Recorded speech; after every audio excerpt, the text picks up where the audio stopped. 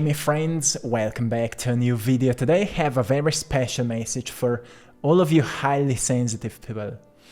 To anyone who's caring way too much what other people think of you or how other people are responding to you when you express your boundaries, when you express your honesty, when you say what lays in your heart.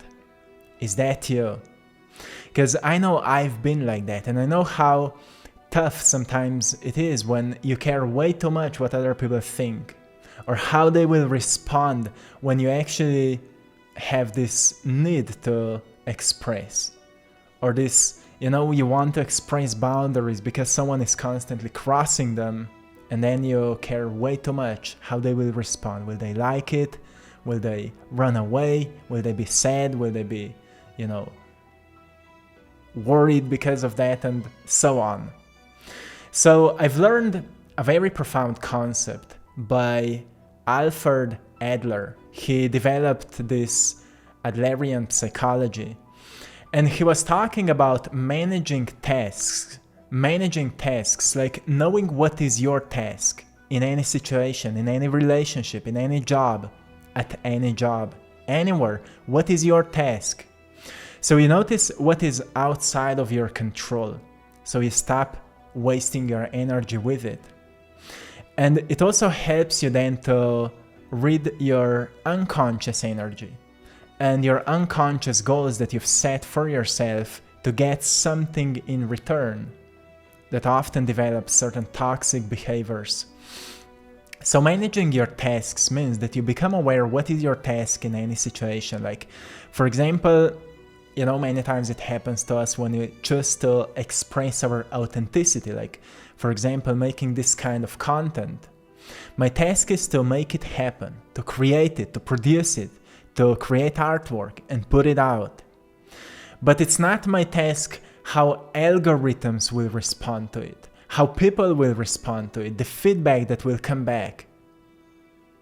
It's all a feedback, but it's not my task to control how it should be, or to look at it how, like what I deserve. Like, it's not what I deserve, I should get more or less or whatever.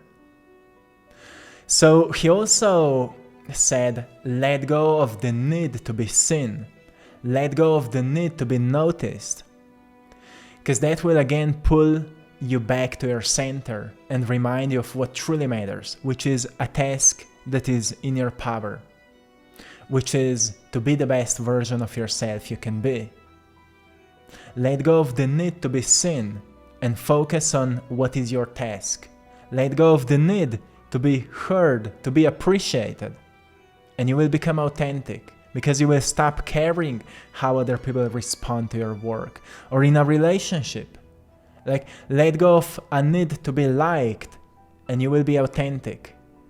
But of course we are going against an old habit, so it's not like we decide and it happens. It's like we need to bring more awareness to who we are right now and what are our unconscious goals with that. Like, why you are pleasing others, because your unconscious goal most probably is to get some attention from them, to get some care from them, to get some appreciation from them, and maybe for a certain period of time it worked for you, until you've noticed it's exhausting, it's draining you, it's not healthy for you.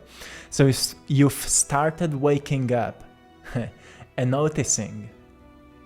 Is that happening to you? You've started waking up and noticing that you never receive results that truly resonate with you. Even if people show care for you, attention to you, it doesn't feel authentic. It doesn't feel authentic because your goal was not authentic. You see, every time you seek attention, you may get it, but it will not feel generous. It will not feel honest. When you stop seeking that, you actually become quite unique. You become quite authentic. People see there's something different about you. You just don't care. And there's always something very unique about people who don't care, isn't it? Like, they're just being themselves. And often I see it in very old people. They don't care, so they say what's in their hearts. They really express their truth. They observe people. They're very open to other people. They don't care how their words will sound in, other people's ears. They just say what lays in their hearts. And that's why I love so much to talk with older people, because I always see, this pattern that is almost not present in anybody else. And it just teaches me what happens when we really stop giving so much energy to the tasks that are not ours, to the things that are not ours. So focus on what is your task in anything. What is your task in a relationship? What is your task at your job? What is your task when you go out? What is your task there? And if you don't know, journal about it a little bit. And then also understand that most of sensitivity comes out of making yourself inferior, making yourself smaller than others. And therefore, every time you kinda meet other people or you come across certain people you've made bigger than yourself, sometimes authorities, sometimes people you admire, sometimes even your teachers, you made them bigger than yourself. It starts to feel like you're competing with them, or that they are better than you, so you feel in danger when you're getting close to them. And it awakens this very intense and detail-oriented sensitivity within you, because you start looking for small details where you should be prepared for potential danger. And that's why you're too sensitive many times. So solution is not to making yourself superior, like making yourself bigger than others, but really to just find this equilibrium. Nature thrives in equilibrium. And equilibrium in relationships is often just finding the middle ground, being okay if somebody disagrees with you, if someone doesn't like you. Like really finding the courage to be okay if someone dislikes you, if someone disagrees with you. This is a very profound attitude you can embody, like just being okay with other people not liking you, with other people disagreeing with you. It's actually very healthy, because through that process, you can also learn to break certain beliefs that are maybe not helpful for you anymore. Like you can develop a debate with someone, a deep conversation with someone. Oh, why do you think like that? Why you don't like it? Like, I'm curious to know what's your approach about it. What's your idea about it?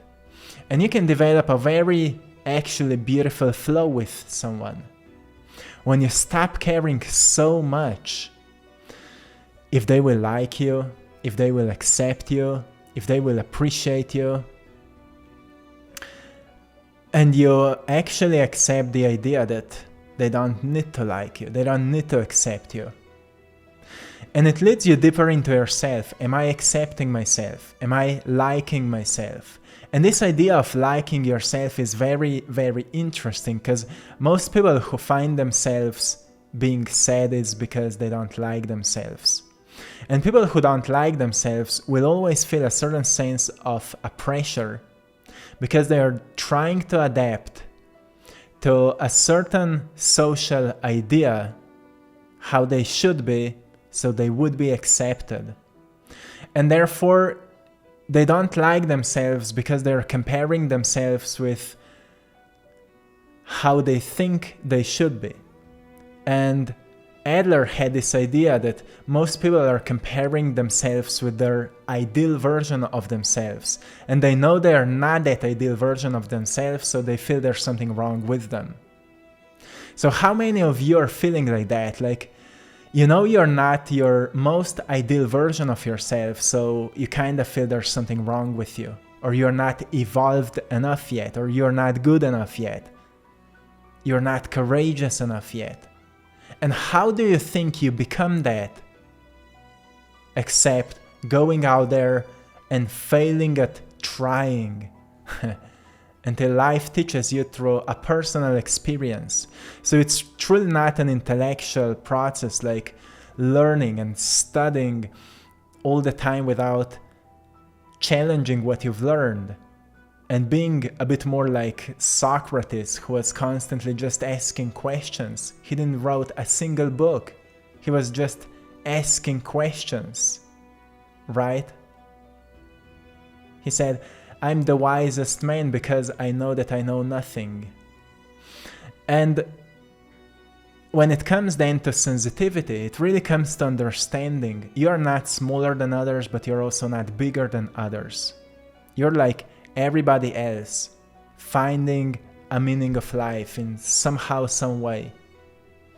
And the best way to deal with that is to start interacting with others, to start doing what your heart calls you to do, and to step outside of your shell and do what you always wanted to do. And allow life to break you sometimes. And then learn to put yourself back together. And learn to, to just find this courage to be disliked, to understand that not everyone will really accept you as you are. But those who are really meant to be in your life will find a very attractive connection with you because they will appreciate who you are. When you really choose to be the honest and authentic version of yourself you can be. So this may be very heavy for many of you because you've been trained for such a long time to please others, to constantly keep adapting to others, and to constantly just looking what other people need instead of noticing what you want to do, how you want to live your life. And then noticing your nature, like what is your nature? What are your authentic needs? Really what you wanted to do? What are your talents?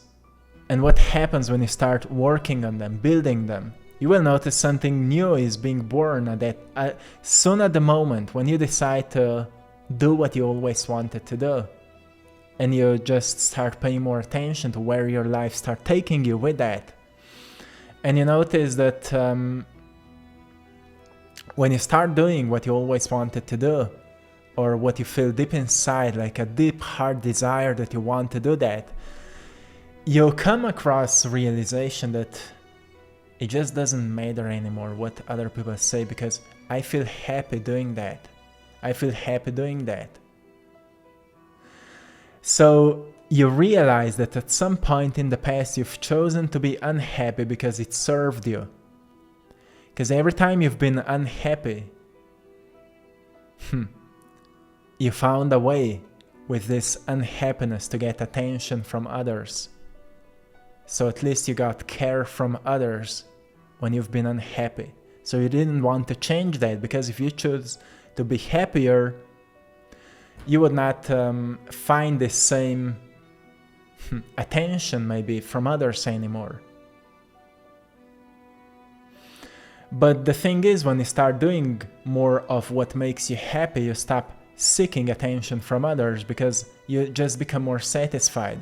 You become more truthful with others, and then you're able to build more honest relationships with them, which is a very profound thing once again, because you notice, okay, if I really start treating myself as not as being a center of this universe, but as someone that needs to be pleased by me, like you start pleasing yourself, you start asking yourself, what are your needs, what are your desires, what are your passions, what are your dreams, where people are pulling you down, and why people are pulling you down. Is it because you don't stand up for yourself? Is this because you don't know how to protect your righteousness?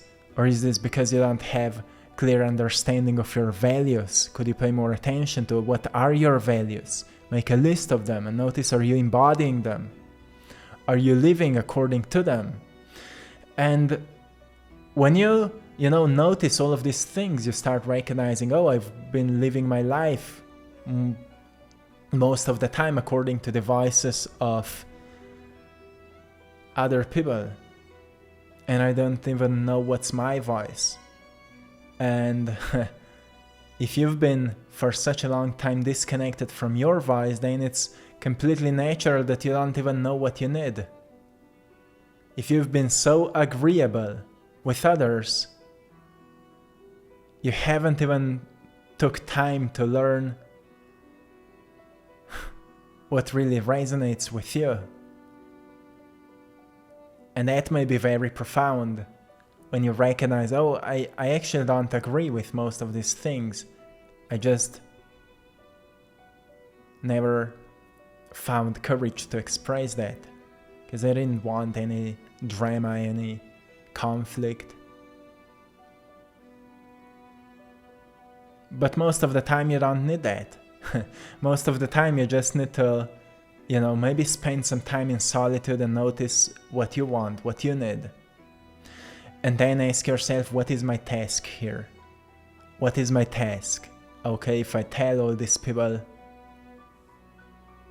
that I don't want to do that anymore,